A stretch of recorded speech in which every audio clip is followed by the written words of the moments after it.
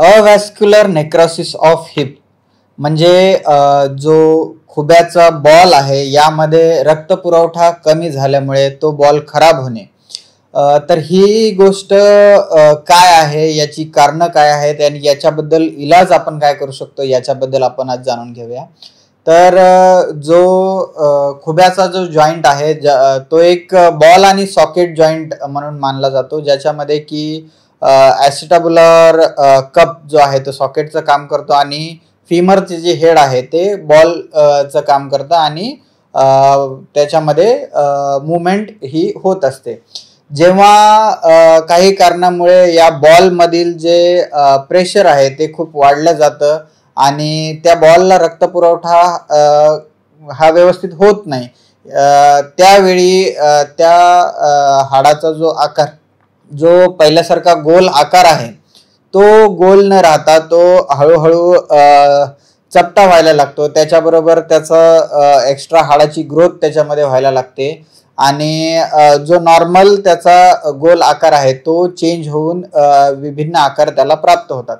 या सर्व गोष्टींमुळे रुग्णांना खूप जास्त प्रमाणामध्ये हिप जॉईंटमध्ये पेन होतो. त्याचबरोबर जी हिप जॉईंटची मुवमेंट आहे ती पहिल्यासारखी पूर्णपणे होत नाही. खूप जास्त मुवमेंट रेस्ट्रिक्शन होऊन जाते. रुग्णांना व्यवस्थित चालता येत नाही, रुग्णांना मांडी घालून बसता येत नाही, त्याचबरोबर ग्राउंडवरती ते 2 पायावर बसू शकत नाहीत. या सगळ्या गोष्टींचा त्रास रुग्णांना व्हायला लागतो.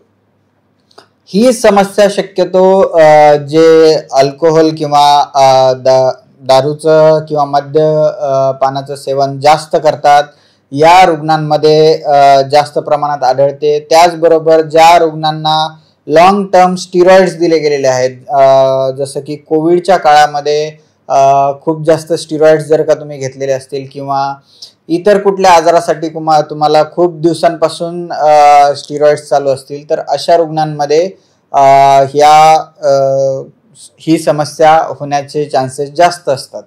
तर जर का हे आपण अर्ली स्टेजेसमध्ये म्हणजे एक्सरेवरती तो बॉलचा आकार पूर्णपणे चेंज न होताच याचं डायग्नोसिस व्यवस्थित केलं, अगोदरच्या स्टेजेसमध्येच ही गोष्ट जर आपल्याला कळली, तर याच्यामध्ये आपण रुग्णांना बिसफॉस्फोनेट्स म्हणजे काही मेडिकल गोळ्या औषधं देऊन आणि त्याचबरोबर त्या हाडामध्ये फक्त ड्रिल होल्स करून त्याचा रक्तपुरवठा वाढवण्याचा प्रयत्न आपण करू शकतो, जेणेकरून की तो हाडाचा जो नॉर्मल शेप आहे तो पूर्वीसारखाच गोल राहील आणि त्यानंतर त्याच्यामध्ये जास्त चेंजेस होणार नाहीत.